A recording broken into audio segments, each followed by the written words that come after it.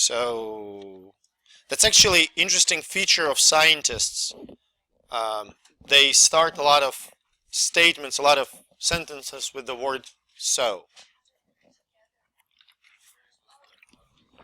All right. So we talked about the T cells, and the last, actually, look, I'm not even going to do the separate slide for it. The regulatory cells. They're often called Tregs. What do you think they do? T-regulatory cells.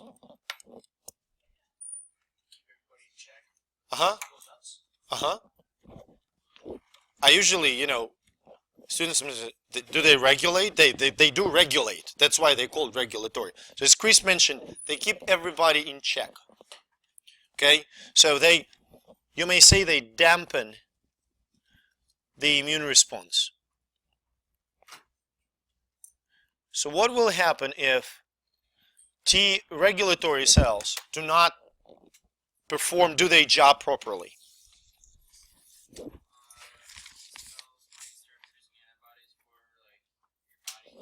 Yes, so your immune system will go out of control and may attack your own tissues. The name for this disease, type of diseases, is autoimmune disease, and there are multiple data that show people with Crohn's, people with asthma have either malfunctioning T regulatory cells, problems with, like, T regulatory cells aren't where they're supposed to be. They don't go to the bowels. They're not compared to the normal healthy people. Does that make sense? So that shows us that something is wrong with Tregs. Of course, we don't know how to fix it. That's kind of usual. And but if you would check, just a second, if you would check T regulatory cells, there will be less than in a person without the psoriasis in your skin, because they should suppress the activity of T cells. Okay, Jeff. Pretty much, the regulation of immune response is way more intricate than just the negative feedback that we used to, and it's really hard to get the full picture together, but they keep it in check. They don't let the T cells and B cells get completely out of control, especially T cells. Okay, so enough boring fundamental science. Let's talk about clinical things. So as any system, trying to, okay, I hope it works. As any system, there are two problems with immunity. It can be either hyperactive or it may not work, right? So hyperactivity is called hypersensitivity. And the first one that we're going to talk about is hypersensitivity type 1, which is commonly known as allergy. The mechanism of hypersensitivity type 1 is pretty straightforward. It all starts with the allergen being recognized by the B cells.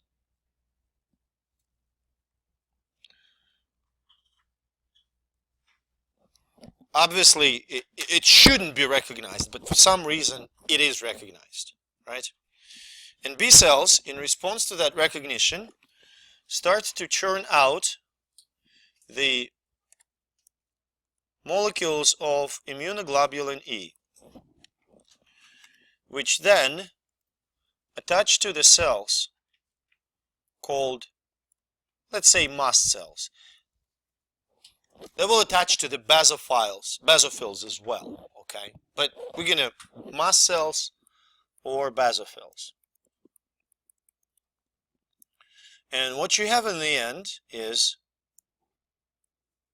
a cell with immunoglobulin E attached to it.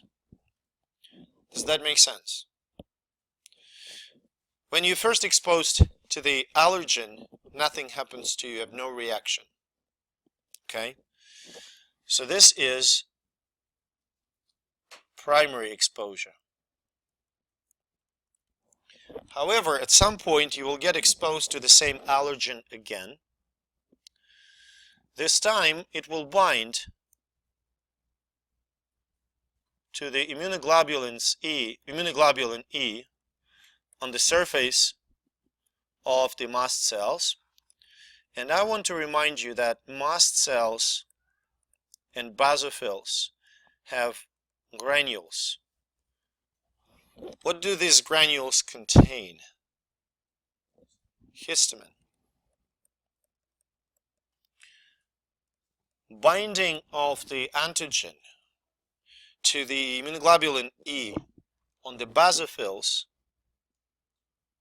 will cause degranulation, which is in normal people's English means that histamine is released from mast cells and basophils.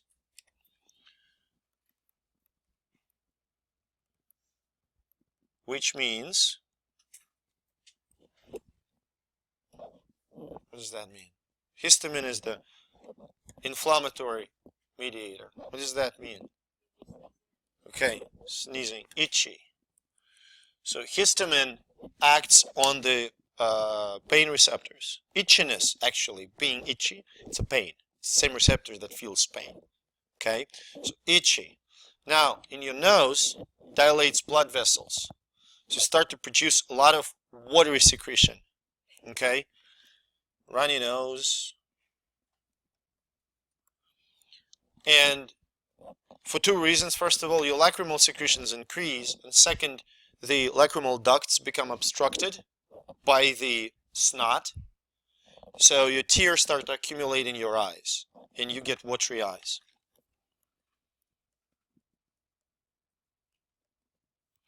In your skin, it causes vasodilation and itchiness, and you get hives, okay? But this is all very mild compared to immediate activation of degranulation of all mast cells and all basophils in the human body. If a ton of histamine is released, what's going to happen to all blood vessels in your body? Bless you. It will dilate. What's going to happen to your blood pressure? They're going to tank. What's going to happen to your bronchioles? They're going to constrict. It's interesting that receptors on the bronchioles and receptors on blood vessels, they're different. So histamine binds to both, but receptors will, the blood vessel receptors will lead to the vasodilation. Receptors on the bronchi will lead to bronchoconstriction. You get an anaphylactic shock. Does that make sense? That makes sense. Can you prevent it? Antihistamine. It prevents degranulation. Can you do something else? Excellent, excellent. That's what I do. Okay, I stay away from cats. So stay away. Any other? If you now antihistamines. I'm allergic to cats. I go to my friend who has cats. When should I take antihistamine? Before I leave. Does that make sense? I did that, yes. No, I did that experiment on myself several times. If I'm there and I take Claritin, I feel very good when I go back home. The entire evening I spend suffering. If I take 2 hours before we get there, I'm fine. Yes?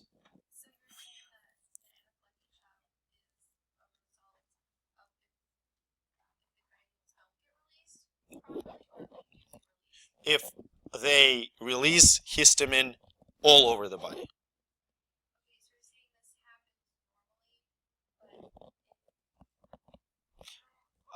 You don't understand why. So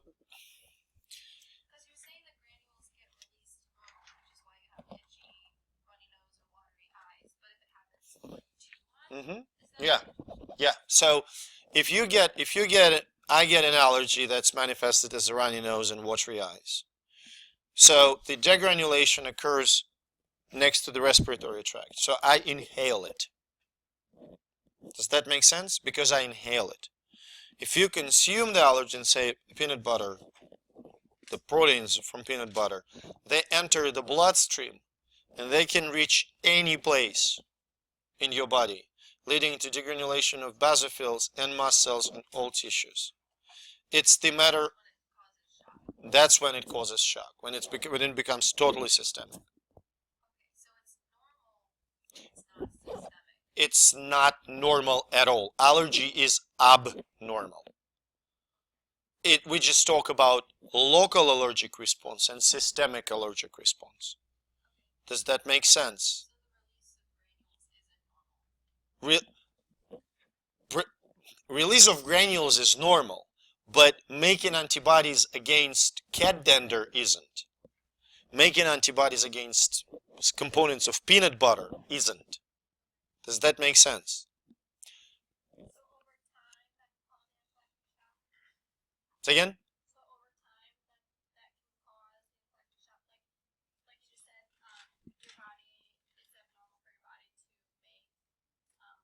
Antibodies to, yes.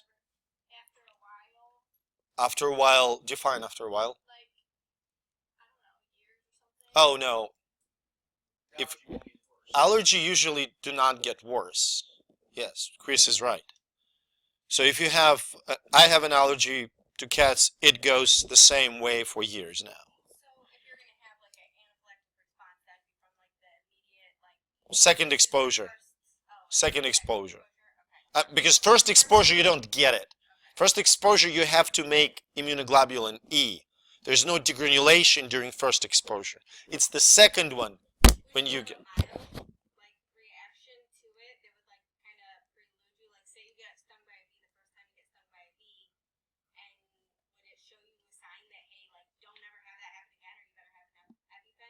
Pretty much. And it depends on the genetics, because some people are more genetically sensitive, some people aren't. And I believe it also depends on pretty much how your immune system will respond to it, how active your B cells in producing IgE. There's a lot of them and they bind to all basophils and mast cells, then you are at higher risk. Next. You next. Uh-huh.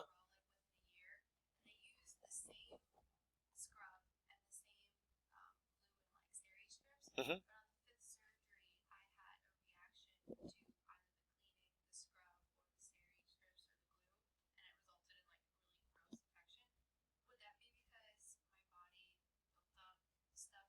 It can happen, yes. You gradually increase your immune system, gradually produce some IgEs, and now you can be considered to be allergic.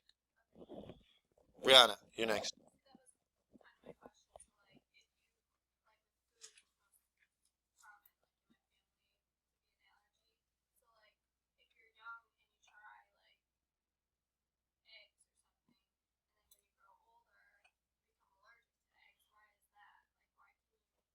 I would love to answer this question. If I wouldn't be here. I would be in Stockholm receiving Nobel Prize.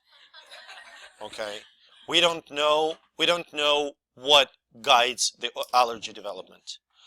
It can be, it's something, I strongly believe it's something about microbiota and genetics, both things. But again, I have control. I have one guy treated with antibiotics at the age of 1 week, another guy wasn't. So one guy, the treated one, antibiotic exposed, has all kinds of allergies. His brother doesn't. I have several kinds of allergies. My wife doesn't. So what is that genetic? Is that treatment? We have no idea. It can get slightly, usually doesn't get from being just, I don't expect myself to become anaphylactic when I'm exposed to cats. Okay? Usually it doesn't get like horribly worse. It can go away with age. It may not go away with age. And we'll get to the point why it can go away with age. Yes.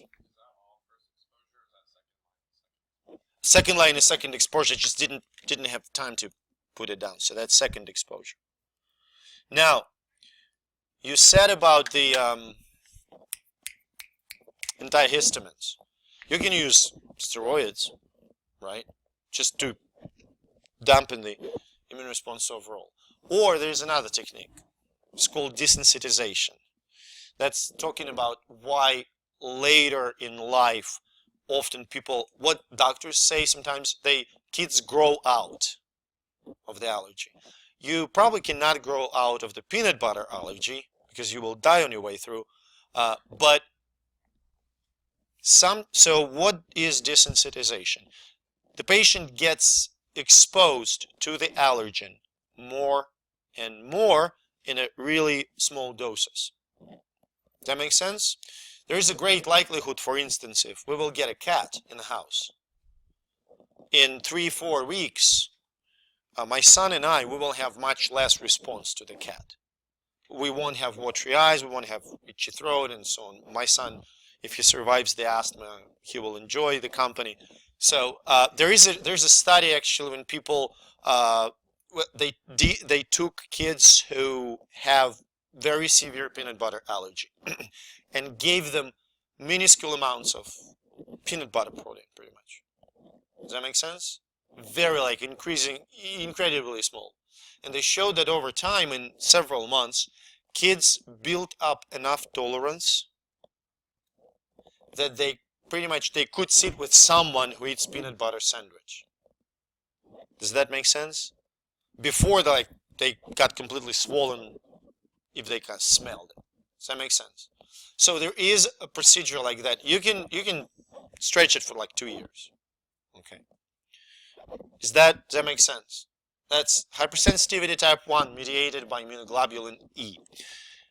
Hypersensitivity type 2, immunoglobulin G is a mediator. Infamous blood groups. I'm not going to spend an awful lot of time on blood groups, okay? Because presume if you don't have an idea, let me know. I will spend more time. But how many blood groups we have?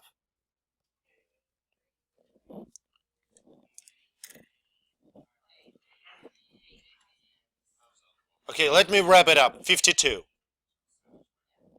We have 52 blood groups. Okay, but we're talking about 4. Okay, we have a whole bunch of different antigens on the surface of red blood cells. But the most important ones are the ones that form 4 typical blood groups. What are the antigens? A, okay. A, B. You can have both of them, right? And none. Okay? So this is going to be A. This is going to be B. This is going to be A and B. And this is going to be none. What else do we have? Antibodies. We'll get to rhesus. We'll get to rhesus factor. Let's figure out these guys first. So we have antigens, right? Antigens are on the red blood cells. What about antibodies? Do we have antibodies to them? Yes. So which antibodies, that doesn't look right. Which antibodies each blood group has? Okay, anti-B, anti-A, none, anti-A, anti-B. So which group, based on this 4, is the universal donor? So you can use this blood to give to everybody. Why? Antigen. There are no antigens. Why we don't really care about antibodies? Correct. Because when we transfuse blood, first of all, mostly we transfuse red blood cells, right? When you transfuse red blood cells, are there going to be antibodies in the blood unit, in the pouch with the blood? Yes. Is there enough of those antibodies to kill a recipient? No. Does that make sense? No, not really. Those are very specific to the red blood cells. Now, what is the universal recipient? AB, because they have no antibodies. Now, if you mismatch, if you will pour A into B, what's going to happen? Huh? No rejection. No, it's not a rejection. What's going to happen to... So this is donor. This is recipient. Which antibody is going to attack what?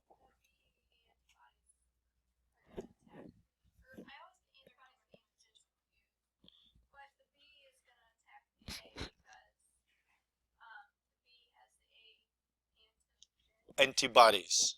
Yes. Does that make sense? The blood of the group B, antibodies in the plasma, will bind to the antigen of A. What's going to happen to red blood cells? They're going to get destroyed. Why is that so bad? Huh? What? Not right now. Not right away. Yes. It's going to kill your kidneys. Okay? That's the worst factor. Okay, so that's a problem. Does that make sense? Okay. Yes. Antibodies is what binds to the antigen and red blood cells go boom. Antigens are in the surface. This is the antigen, this is the antigen. These are the antigens. Rhesus factor. That's the last thing for today. Rhesus factor. Those who have it are rhesus positive. None rhesus negative. So Courtney mentioned that universal recipient is AB positive. Let's figure out why. Do we have a pre-existing antibodies to rhesus factor? Pre-existing. Like if I'm rhesus negative, do I have antibodies? No. So in order to get, so how do I produce antibodies? Rhesus negative recipient receives rhesus positive blood, produces anti-rhesus antibodies. Does that make sense? Why do we care so much about rhesus factor?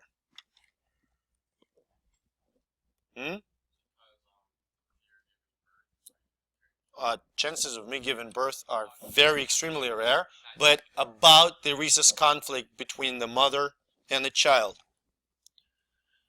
So in rhesus conflict, who's who? Mother is rhesus negative, fetus is rhesus positive. First pregnancy.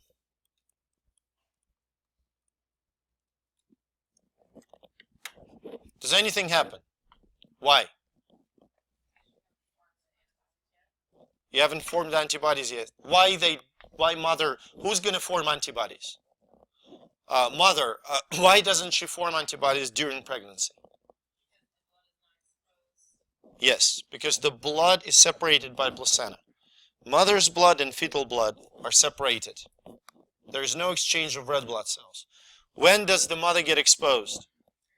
During birth. Placenta detaches, there's an exposure. Okay. Birth, exposure,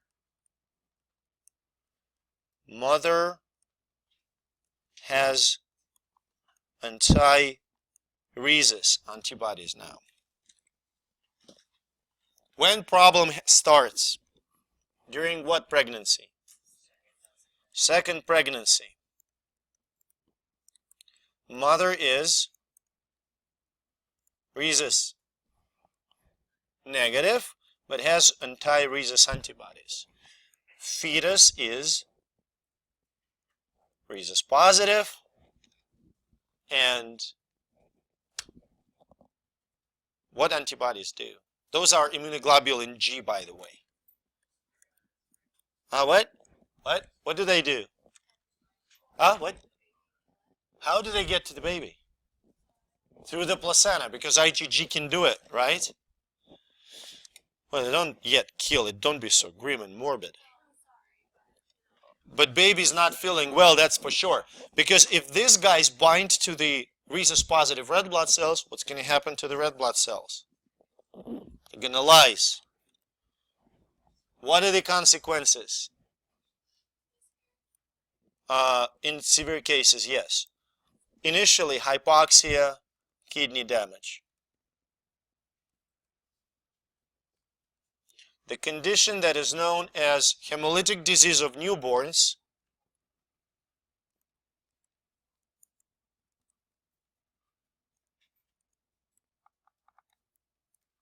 or erythroblastosis fetalis.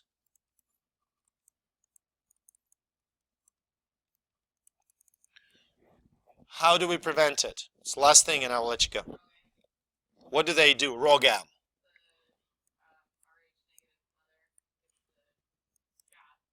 To Rh negative mother. But what do they do? What ROGAM do? It suppresses that. They don't get rid of antibodies. They do something else. So ROGAM binds to the rhesus factor on the red blood cell, and what they do, that's rhesus factor, that's ROGAM, they bind. They pretty much mask the rhesus positive red blood cell, and mother's immune system doesn't see them. Pretty much it's like a competitive thing. They bind to the red blood cells instead of mother's own antibodies, okay?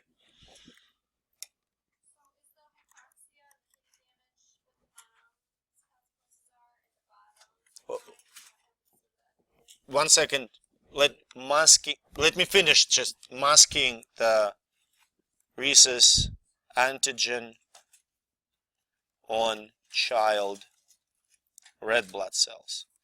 No, hypoxia and kidney damage is what happens to a child. Mother's unaffected. Yes, so it's and actually it can be treated by transfusions, but it's not really easy.